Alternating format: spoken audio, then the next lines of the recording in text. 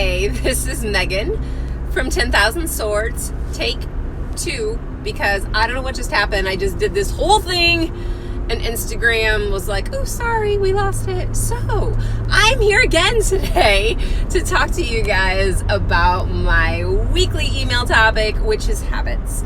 And if you get my email, then you know that I revealed to you my top 5 bad habits from my perspective. And I'll just tell you what they are. I cuss a lot.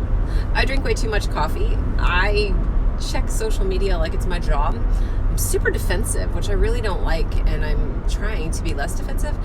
And I interrupt, and I'm going to apologize right now if I've ever interrupted you. I'm working on it, and it's very embarrassing for me to say that. And I don't know why I do it. It's very weird, and I apologize. Anyway, those are my top 5 bad habits. And I think that the point of my email was, when we think about habits and we think about what they are, I think that for me, I immediately go bad habits. But the thing is, I've got a lot of really good habits too. I work out 6 days a week, and I hate to work out, but at this point, it's such a habit for me that I feel crummy if I don't do it, which is really cool. I am really, really good about paying attention to what I consume. So, I use this app called the Lose It app, so I can track how much water I drink and vegetables and protein and all that stuff. And I used it initially to lose weight, and I've used it for years, and I've created a habit of using it, which I like though, because it tells me nice things like you do a good job of fitting cookies into your diet. And for a girl who absolutely loves baked goods and pie and cookies and all those things, and knowing that I'm eating healthy food so that I can have those treats, I feel good about this, okay? I read my Bible every day. I've got good habits, but I've got bad habits too. And what I want to tell you about habits is that it's so stinking easy for us to accidentally create a habit, isn't it? If you think about that, like all of a sudden you're addicted to a game on your phone, or all of a sudden you are addicted to some food, or buying Starbucks, or whatever it is, there's so many things. All of a sudden you're like smoking. How did that happen? You didn't intentionally set out to smoke, right? So those bad habits, or even good habits, can really sneak in on us. But when we think of the process of changing those habits and what we need to do to change them, is hard, right? Like if we say, you know what, I'm going to stop I'm going to stop drinking coffee. I did that once. Oh my gosh, you guys. Obviously it didn't last, because I just told you it was one of my bad habits, but I did do that, and it hurt. Like my whole body hurt, but I did it, and it was really hard. So in the process of creating new habits, what we need to do is we need to look, instead of getting rid of a habit, as more of a replacing it with a habit that serves us instead of defeats us. And that really brings me to what I want to share with you, and I'm so excited to bring into the world again. When it comes to anxiety, and I'm going to throw some hands in the air here, anxiety is a habit. And I know this because I had it for a really, really, really long time, like 3rd grade on. And some of you are saying, no, it is not a habit. It is a mental health issue. Yes. It is a mental health issue. That is true. However, your response to anxious moments and anxiety in your body is a habit. It creates a habit loop. All right. And like I said, I know that because I lived it. And if you've been with me for a while, you might know that I started having really bad anxiety in the 3rd grade. And I remember I wanted to go lay down in the sick room a lot at school.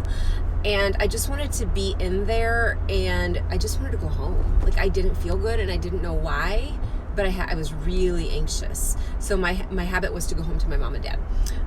It got really bad, like when hormones kicked in junior high, middle school, and I started having panic attack every once in a while, and it was horrid. And I remember exactly where I was sitting when I had my first panic attack. I was reading a magazine about Ryan White. So I live in Indiana. I grew up in Indiana, and Ryan White was from Indiana. Ryan White died of AIDS. If you don't know who he is, I'm old and you're not probably.